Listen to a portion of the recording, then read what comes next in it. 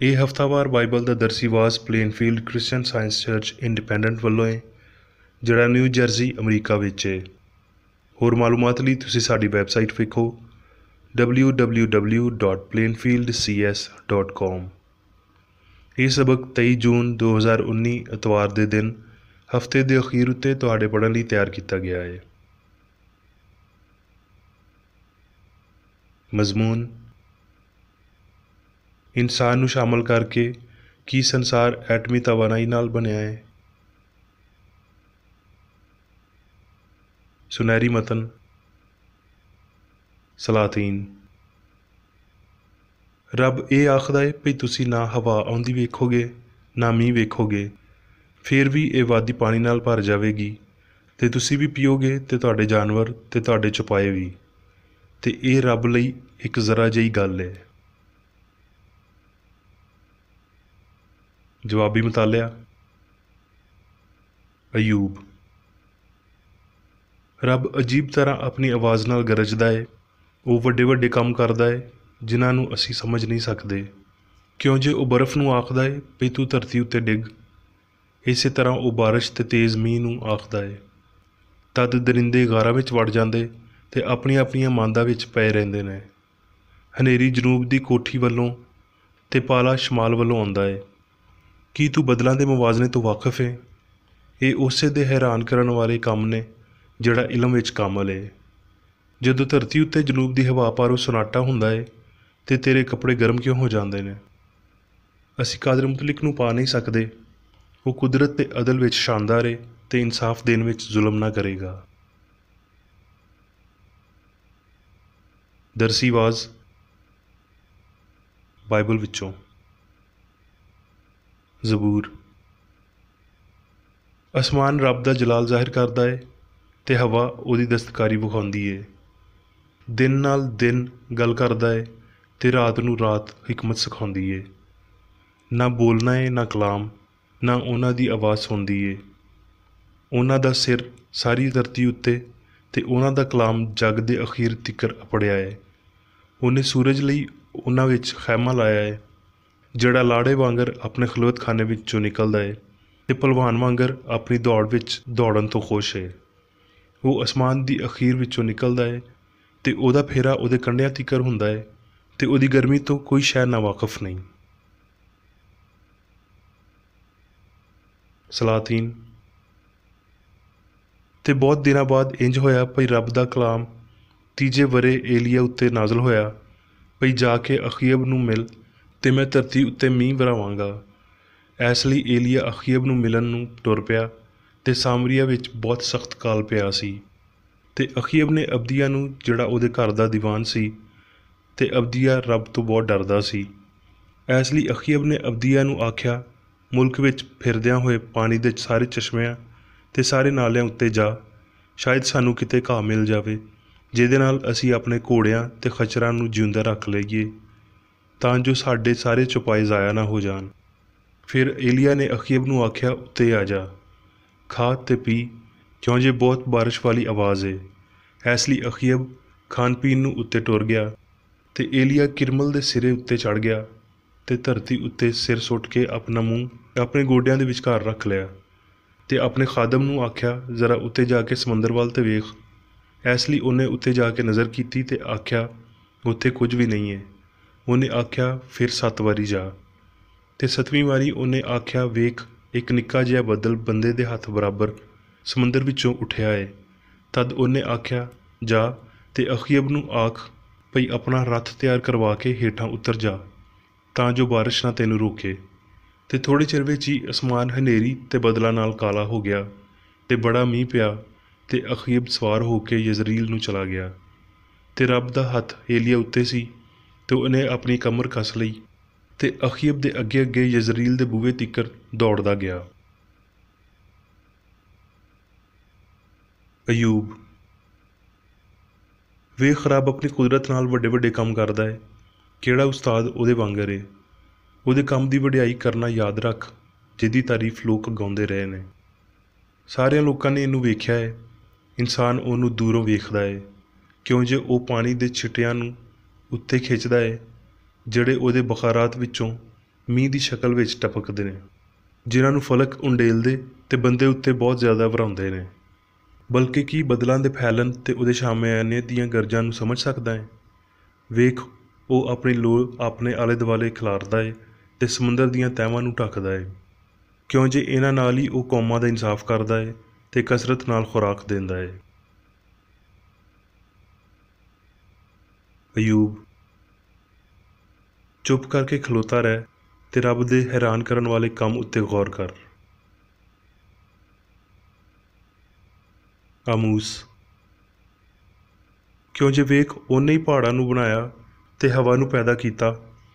ਉਹ ਇਨਸਾਨਾਂ ਉੱਤੇ ਆਪਣੇ ਖਿਆਲਾਂ ਨੂੰ ਜ਼ਾਹਿਰ ਕਰਦਾ ਏ ਤੇ ਸੁਬਹ ਨੂੰ ਹਨੇਰ ਕਰ ਦਿੰਦਾ ਏ ਤੇ ਧਰਤੀ ਦੀਆਂ ਉੱਚੀਆਂ ਥਾਵਾਂ ਉੱਤੇ ਟੁਰਦਾ ਏ। ਉਹਦਾ ਨਾਂ ਖੁਦਾਵੰਦ ਰੱਬੁਲ ਫਾਜ਼ ਏ। ਮਰਕਸ,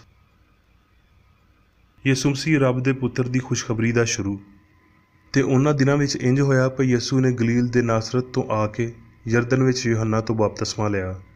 ਸ਼ਾਮ ਨੂੰ ਜਦੋਂ ਸੂਰਜ ਡੁੱਬ ਗਿਆ ਤੇ ਲੋਕ ਸਾਰੇ ਬਿਮਾਰਾਂ ਨੂੰ ਤੇ ਉਹਨਾਂ ਨੂੰ ਜਿਨ੍ਹਾਂ ਵਿੱਚ ਬਦਰੂਆਂ ਸੀ ਉਹਦੇ ਕੋਲ ਲਿਆਏ, ਤੇ ਪੂਰਾ ਸ਼ਹਿਰ ਬੂਹੇ ਉੱਤੇ ਇਕੱਠਾ ਹੋ ਗਿਆ। ਤੇ ਉਹਨੇ ਬਥੇਰਿਆਂ ਨੂੰ ਜਿਹੜੇ ਵੱਖਰੀਆਂ ਵੱਖਰੀਆਂ ਬਿਮਾਰੀਆਂ ਵਿੱਚ ਫਸੇ ਸੀ ਚੰਗਾ ਕੀਤਾ ਤੇ ਬਹੁਤ ਸਾਰੀਆਂ ਬਦਰੂਆਂ ਨੂੰ ਕੱਢਿਆ। ਮਰਕਸ,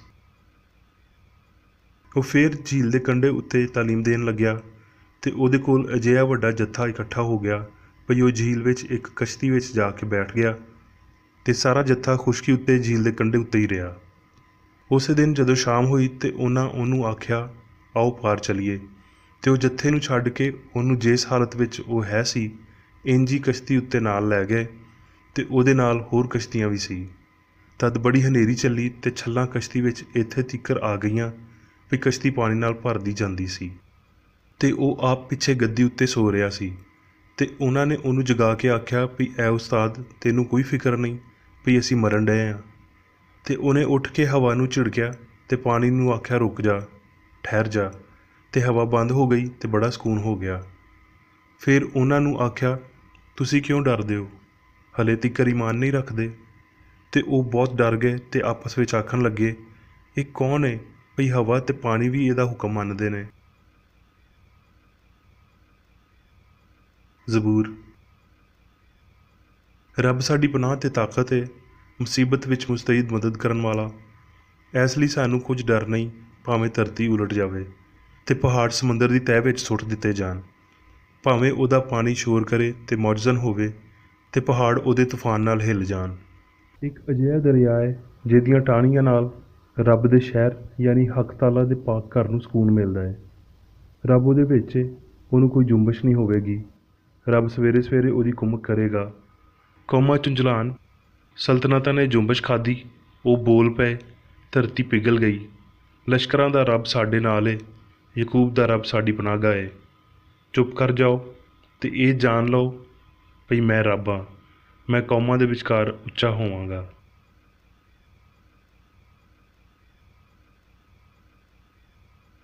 ਹੁਣ ਮੈਂ ਮੇਰੀ ਬੇਕਰ ਏਡੀ ਦੀ ਲਿਖੀ ਹੋਈ ਕ੍ਰਿਸਚਨ ਸਾਇੰਸ ਦੀ ਦਰਸੀ ਕਿਤਾਬ ਸਾਇੰਸ ਤੇ ਸਿਹਤ ਆਇਤਾਂ ਦੀ ਕੁੰਜੀ ਦੇ ਨਾਲ ਵਿੱਚੋਂ ਲਈਆਂ ਹੋਈਆਂ ਲਿਖਾਈਆਂ ਪੜ੍ਹਾਂਗਾ। ਸਾਇੰਸ ਤੇ ਸਿਹਤ। ਇਨਸਾਨ ਨੂੰ ਸ਼ਾਮਲ ਕਰਕੇ ਕਾਇਨਾਤ ਉੱਤੇ ਸਿਆਣ ਦੀ ਹੁਕਮਰਾਨੀ ਇੱਕ ਖੁੱਲ੍ਹਾ ਸਵਾਲ ਨਹੀਂ ਰਿਹਾ, ਬਲਕਿ ਇਹ ਮੰਨੀ ਜਾਣ ਵਾਲੀ ਸਾਇੰਸ ਹੈ। ਯਿਸੂ ਨੇ ਬਿਮਾਰੀ ਤੇ ਪਾਪ ਤੋਂ ਸ਼ਿਫਾ ਦਿੰਦਿਆਂ ਹੋਏ ਤੇ ਮੌਤ ਦੀ ਨਿਉ ਨੂੰ ਨੇਸਤ ਕਰਦਿਆਂ ਹੋਏ ਇਲਾਹੀ ਅਸੂਲ ਤੇ ਲਾਫਾਨੀ ਸਿਆਣ ਦੀ ਤਾਕਤ ਨੂੰ ਬਿਆਨ ਕੀਤਾ। ਇਲਾਹੀ ਸਿਆਣ ਰੂਹਾਨੀ ਮਖਲੂਕ ਦੀ ਉਚਾਈ, ਵਡਿਆਈ ਤੇ ਲਾਮਹਿਦੂਦੀਅਤ ਦੀ ਹਮਾਇਤ ਕਰਦੀ ਏ। ਫਾਨੀ ਸਿਆਣ ਲਈ ਸੰਸਾਰ ਮਾਇਆ, ਠੋਸ ਤੇ ਇਲਮ ਰੱਖਣ ਵਾਲਾ ਹੈ। ਰੂਹਾਨੀ ਤਸ਼ਰੀਹ ਕਰਦਿਆਂ ਹੋਏ ਪੱਥਰ ਤੇ ਪਹਾੜ ਠੋਸ ਤੇ ਵੱਡੇ ਖਿਆਲਾਂ ਦੇ ਤੌਰ 'ਤੇ ਪੇਸ਼ ਕੀਤੇ ਜਾਂਦੇ ਨੇ। ਜ਼ਹਾਨਤ ਦੇ ਪੈਮਾਨੇ ਉੱਤੇ ਉੱਭਰਦਿਆਂ ਹੋਏ ਮੁਜ਼ੱਕਰ, ਮੁਅੰਨਸ ਜਾਂ ਬੇਲਾਗ ਜਿਨਸ ਦੀ ਸ਼ਕਲ ਲੈਂਦਿਆਂ ਹੋਏ ਜਾਨਵਰ ਤੇ ਇਨਸਾਨ ਇਸਤਾਰੀ ਤੌਰ 'ਤੇ ਫਾਨੀ ਵਿਚਾਰ ਦੇ ਮਿਆਰ ਨੂੰ ਪੇਸ਼ ਕਰਦੇ ਨੇ। ਉਹ ਪਰਿੰਦੇ ਜਿਹੜੇ ਧਰਤੀ ਤੋਂ ਅਸਮਾਨ ਵਿੱਚ ਉੱਡਦੇ ਨੇ, ਇਲਾਹੀ ਅਸੂਲ, ਪਿਆਰ ਤੇ ਗੈਰ ਮਾਦੀ ਸਿਆਣ ਲਈ ਮਾਦੀਅਤ ਤੋਂ ਅੱਗੇ ਤੇ ਉੱਚਾ ਪ੍ਰਵਾਸ ਕਰਦਿਆਂ ਹੋਏ ਖੁੱਲ੍ਹੀ ਹਵਾ ਨਾਲ ਤਾਲੁਕ ਰੱਖਦੇ ਨੇ। ਇਫਰਾਤ, ਦਰਿਆ, ਇਲਾਹੀ ਸਾਇੰਸ ਸੰਸਾਰ ਤੇ ਇਨਸਾਨ ਦਾ ਜਿਹੜਾ ਰੱਬ ਦਾ ਸੱਚਾ ਵਿਚਾਰ ਹੈ ਘਿਰਾਓ ਕਰਨ ਵਾਲਾ ਆਉਣ ਵਾਲੇ ਜਲਾਲ ਦੀ ਇੱਕ ਕਿਸਮ ਤਿੱਬਿਆਤ ਦੀ ਥਾਂ ਲੈਣ ਵਾਲੀ ਮਾਬਾਦੁਲ ਤਿੱਬਿਆਤ ਰਸਬਾਜ਼ੀ ਦੀ ਬਾਦਸ਼ਾਹੀ।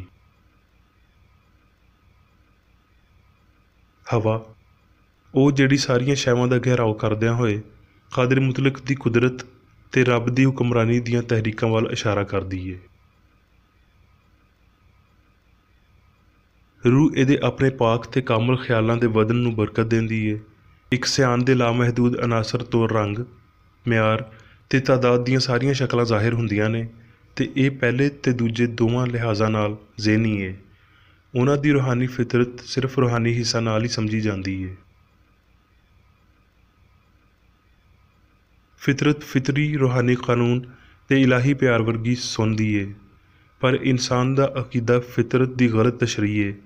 ਠੰਡੇ ਇਲਾਕੇ, ਸੂਰਜ ਵਾਲੇ ਗਰਮ ਇਲਾਕੇ, ਉੱਚੀਆਂ ਪਹਾੜੀਆਂ, ਉੱਚੀਆਂ ਹਵਾਵਾਂ, ਮਜ਼ਬੂਤ ਬਹਾਓ, ਹਰੀਆਂ ਹਰੀਆਂ ਖਾਈਆਂ, ਮੌਸਮੀ ਫੁੱਲ, ਜਲਾਲੀ ਅਸਮਾਨ ਸਾਰੇ ਸਿਆਣ ਵੱਲ ਇਸ਼ਾਰਾ ਕਰਦੇ ਨੇ, ਯਾਨੀ ਉਸ ਰੂਹਾਨੀ ਜ਼ਹਾਨਤ ਵੱਲ ਜਿਹਨੂੰ ਉਹ ਮੁਨਕਸ ਕਰਦੇ ਨੇ। ਫੁੱਲਾਂ ਵਰਗੇ ਰਸੂਲ ਅਲੂਹੀਅਤ ਦੀ ਤਸਵੀਰੀ ਲਿਖਾਈ ਨੇ। ਸੂਰਜ ਤੇ ਸਿਆਰੇ ਵੱਡੇ ਸਬਕਾਂ ਦੀ ਤਾਲੀਮ ਦਿੰਦੇ ਨੇ। ਤਾਰੇ ਰਾਤ ਨੂੰ ਬਹੁਤ ਸੋਹਣਾ ਬਣਾਉਂਦੇ ਨੇ ਤੇ ਨਿੱਕੀ ਪੱਤੀ ਕੁਦਰਤੀ ਤੌਰ 'ਤੇ ਸੂਰਜ ਦੀ ਲੋ ਵੱਲ ਨੂੰ ਮੁੜ ਜਾਂਦੀ ਏ।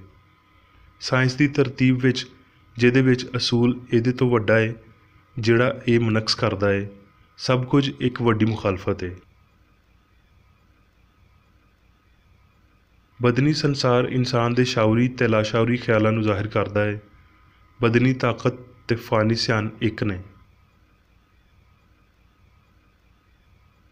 ਸਰਗਰਦਾਂ ਤਾਕਤ ਮਾਦੀ ਯਕੀਨ ਏ। ਅੰਨੀ ਤਾਕਤ ਦਾ ਦਿੱਤਾ ਹੋਇਆ ਗਲਤ ਨਾਂ ਹਿਕਮਤ ਦੀ ਬਜਾਏ ਮਰਜ਼ੀ, ਲਾਫਾਨੀ ਦੀ ਬਜਾਏ ਫਾਨੀ ਸਿਆਨ ਦੀ ਪੈਦਾਵਾਰ ਏ। ਇਹ ਸਰੇ ਅਵਲ ਮੋਤੀਆ ਏ, ਸਾੜਨ ਵਾਲੀ ਅੱਗ ਦਾ ਸ਼ੋਲਾ ਏ, ਤੂਫਾਨ ਦਾ ਸਾਹ ਏ। ਇਹ ਗਰਜ ਚਮਕ ਤੇ ਤੂਫਾਨ ਏ। ਇਹ ਉਹ ਸਭ ਕੁਝ ਏ ਜੋ ਖੁਦਗਰਜ਼ੀ, ਬਦਕਾਰੀ, ਬੇਈਮਾਨੀ ਤੇ ਨਾਪਾਕੀ ਏ। ਇਖਲਾਕੀ ਤੇ ਰੂਹਾਨੀ ਤਾਕਤ ਰੂਹ ਨਾਲ ਤਾਲੁਕ ਰੱਖਦੇ ਨੇ, ਜਿਹੜੀ ਆਪਣੇ ਝਟਕਿਆਂ ਵਿੱਚ ਹਵਾ ਦਬਾ ਕੇ ਰੱਖਦੀ ਏ, ਤੇ ਇਹ ਤਾਲੀਮ ਸਾਇੰਸ ਤੇ ਹਮਾਂਗੀ ਨਾਲ ਮੁਤਾਬਕਤ ਰੱਖਦੀ ਏ। ਸਾਇੰਸ ਵਿੱਚ ਤੁਸੀਂ ਰੱਬ ਦੇ ਖਿਲਾਫ ਕੋਈ ਤਾਕਤ ਨਹੀਂ ਰੱਖ ਸਕਦੇ ਤੇ ਬਦਨੀ ਹਿੱਸਾ ਨੂੰ ਆਪਣੀ ਝੂਠੀ ਗਵਾਹੀ ਨੂੰ ਤਰਕ ਕਰਨਾ ਹੁੰਦਾ ਹੈ। ਨਾਂ ਦੀਆਂ ਗੈਸਾਂ ਤੇ ਕੂਵਤਾਂ ਇਲਾਹੀ ਸਿਆਨ ਦੀਆਂ ਰੂਹਾਨੀ ਕੂਵਤਾਂ ਦੇ ਮੁਖਾਲਫ ਨੇ, ਜਿਹਦੀ ਤਾਕਤ ਸਚਾਈ ਏ, ਜਿਹਦੀ ਦਿਲਕਸ਼ੀ ਪਿਆਰ ਏ, ਹਸਤੀ ਦੀਆਂ ਅਬਦੀ ਅਸਲੀਤਾਂ ਨੂੰ ਲਗਾਤਾਰ ਜਾਰੀ ਰੱਖਦਿਆਂ ਹੋਏ ਜਿਹਦੀ ਪੈਰਵੀ ਤੇ ਮਿਲਾਪ ਹਯਾਤੀ ਏ। ਬਿਜਲੀ ਮਾਦੀਅਤ ਦੀ ਵਧੀ ਹੋਈ ਮਿਕਦਾਰ ਏ, ਜਿਹੜੀ ਰੂਹਾਨੀਅਤ ਜਾਂ ਸੱਚਾਈ ਦੇ ਅਸਲੀ ਜੋਹਰ ਦੀ ਮੁਖਾਲਫਤ ਕਰਦੀ ਏ। ਜਿਹੜਾ ਇਹਦਾ ਵੱਡਾ ਫਰਕ ਏ ਵੀ ਬਿਜਲੀ ਜ਼ਹਾਨਤ ਨਹੀਂ ਏ, ਜਦ ਕਿ ਰੂਹਾਨੀ ਸੱਚਾਈ ਸਿਆਣ ਏ। ਇੱਥੇ ਫਾਨੀ ਸਿਆਨ ਦਾ ਸੁੱਕਾ ਗਜ਼ਬ ਨਹੀਂ ਏ, ਜਿਹਦਾ ਇਜ਼ਹਾਰ ਜ਼ਲਜ਼ਲੇ, ਹਨੇਰੀਆਂ, ਛੱਲਾਂ, ਗਰਜ ਚਮਕ, ਅੱਗ, ਬੇਦਰਦ ਦਰਿੰਦਗੀ ਵਿੱਚ ਹੁੰਦਾ ਏ, ਤੇ ਇਹ ਨਾਂ ਦੀ ਹੀ ਸਿਆਨ ਆਪਣੇ ਆਪ ਨੂੰ ਮਾਰਨ ਵਾਲੀ ਹੁੰਦੀ ਏ। ਬਦੀ ਦੇ ਇਜ਼ਹਾਰ ਜਿਹੜੇ ਇਲਾਹੀ ਅਦਲ ਦੇ ਖਿਲਾਫ ਨੇ, ਉਹਨਾਂ ਨੂੰ ਕਲਾਮ ਵਿੱਚ ਰੱਬ ਦਾ ਗਜ਼ਬ ਆਖਿਆ ਗਿਆ ਏ। ਅਸਲ ਵਿੱਚ ਇਹ ਮਾਦੇ ਜਾਂ ਗਲਤੀ ਦਾ ਆਪਣੇ ਆਪ ਨੂੰ ਮਾਰਨ ਦਾ ਦਿਖਾਵਾ ਜਾਂ ਮਾਦੇ ਦੇ ਖਿਲਾਫ ਇਸ਼ਾਰਾ ਕਰਦੇ ਨੇ, ਜਿਹੜਾ ਰੂਹ ਦੀ ਤਾਕਤ ਤੇ ਮਜ਼ਬੂਤੀ ਏ। ਕ੍ਰਿਸਚਨ ਸਾਇੰਸ ਸੱਚਾਈ ਤੇ ਉਹਦੀ ਵਡਿਆਈ, ਆਲਮਗੀਰ ਹਮਾਂਗੀ, ਰੱਬ ਯਾਨੀ ਚੰਗਿਆਈ ਦੀ ਕੁਲੀਅਤ ਤੇ ਬਦੀ ਦੇ ਅਦਮ ਨੂੰ ਲੋ ਵਿੱਚ ਲਿਆਉਂਦੀ ਏ। ਬਦਨੀ ਸਾਇੰਸ ਨਾਂ ਦੀ ਹੀ ਇਨਸਾਨੀ ਇਲਮ ਏ। ਫਾਨੀ ਸਿਆਨ ਦਾ ਕਾਨੂੰਨ ਇੱਕ ਅੰਨਾ ਭਰੋਸਾ, ਆਪਣੀ ਤਾਕਤ ਤੋਂ ਬਗੈਰ ਇੱਕ ਸਮਸੂਨ ਏ। ਜਦੋਂ ਇਸ ਇਨਸਾਨ ਦੇ ਯਕੀਨ ਨੂੰ ਇਹਦੀ ਹਮਾਇਤ ਲਈ ਤਨਜ਼ੀਮਾਂ ਦਾ ਘਾਟਾ ਪੈਂਦਾ ਏ ਤੇ ਇਹਦੀਆਂ ਨੀਹਾਂ ਵੱਧ ਜਾਂਦੀਆਂ ਨੇ। ਸੰਸਾਰ ਨੂੰ ਇਨਸਾਨ ਵਾਂਗਰ ਇਹਦੇ ਇਲਾਹੀ ਅਸੂਲ ਰੱਬ ਵੱਲੋਂ ਸਾਇੰਸ ਦੇ ਰਾਹੀਂ ਵਾਜ਼ਿਆ ਕੀਤਾ ਜਾਣਾ ਚਾਹੀਦਾ ਹੈ ਤੇ ਫਿਰ ਇਹਨੂੰ ਸਮਝਿਆ ਜਾ ਸਕਦਾ ਹੈ।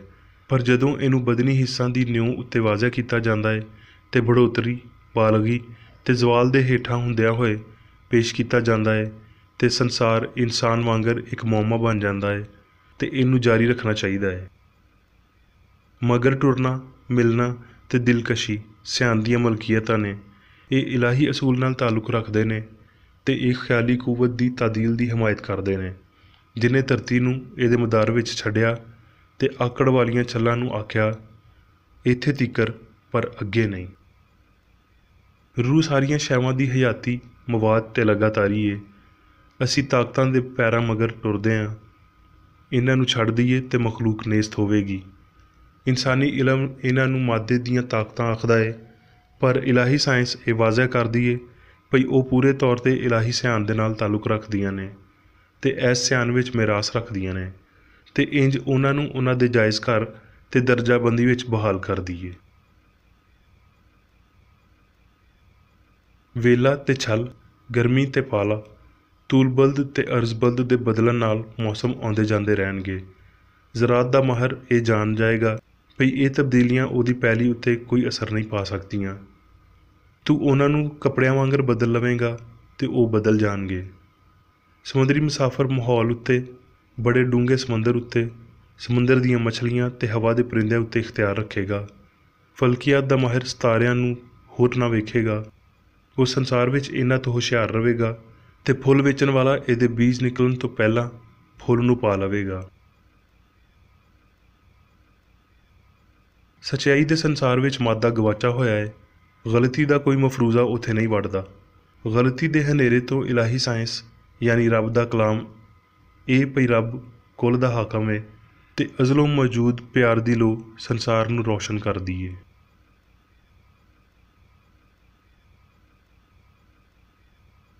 ਹੁਣ ਮੈਂ ਮੇਰੀ ਬੇਕਰ ਏਡੀ ਵੱਲੋਂ ਚਰਚ ਮੈਨੂਅਲ ਵਿੱਚ ਦਿੱਤੇ ਹੋਏ ਰੋਜ਼ਾਨਾ ਦੇ 3 ਫਰਜ਼ ਪੜ੍ਹਾਂਗਾ।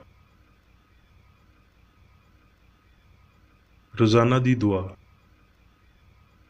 ਇਸ ਚਰਚ ਦੇ ਹਰ ਰੁਕਨ ਦਾ ਇਹ ਫਰਜ਼ ਹੈ ਭਈ ਉਹ ਹਰ ਰੋਜ਼ ਇਹ ਦੁਆ ਕਰੇ, ਤੇਰੀ ਬਾਦਸ਼ਾਹੀ ਆਵੇ, ਇਲਾਹੀ ਸੱਚਾਈ, ਹਯਾਤੀ ਤੇ ਪਿਆਰ ਦੀ ਸਲਤਨਤ ਮੇਰੇ ਅੰਦਰ ਕਾਇਮ ਹੋਵੇ ਤੇ ਸਾਰੇ ਪਾਪ ਮੈਥੋਂ ਨਿਕਲ ਜਾਣ ਤੇ ਤੇਰਾ ਕਲਾਮ ਸਾਰੇ ਇਨਸਾਨਾਂ ਦੇ ਪਿਆਰ ਨੂੰ ਵਧਾਵੇ ਤੇ ਉਹਨਾਂ ਉੱਤੇ ਹਕੂਮਤ ਕਰੇ।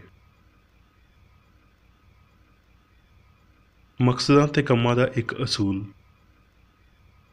ਨਾ ਕੋਈ ਮੁਖਾਲਫਤ ਤੇ ਨਾ ਕੋਈ ਜ਼ਾਤੀ ਤਾਲੁਕ ਮਾਦੀ ਚਰਚ ਦੇ ਕਿਸੇ ਰੁਕਨ ਦੇ ਮਕਸਦਾਂ ਜਾਂ ਕੰਮਾਂ ਉੱਤੇ ਅਸਰ ਨਹੀਂ ਕਰਨੇ ਚਾਹੀਦੇ। ਸਾਇੰਸ ਵਿੱਚ ਬਸ ਇਲਾਹੀ ਪਿਆਰ ਹੀ ਹਕੂਮਤ ਕਰਦਾ ਹੈ ਤੇ ਇੱਕ ਮਸੀਹ ਸਾਇੰਸਦਾਨ ਪਾਪ ਨੂੰ ਰੱਦ ਕਰਦਿਆਂ ਹੋਏ ਸੁੱਚੀ ਭਰਾਬੰਦੀ, ਖੈਰਾਤ ਪਸੰਦੀ ਤੇ ਮੁਆਫੀ ਨਾਲ ਪਿਆਰ ਦੀਆਂ ਮਿੱਠੀਆਂ ਸੱਚਾਈਆਂ ਦਾ ਪਰਛਾਵਾਂ ਬਣਦਾ ਹੈ।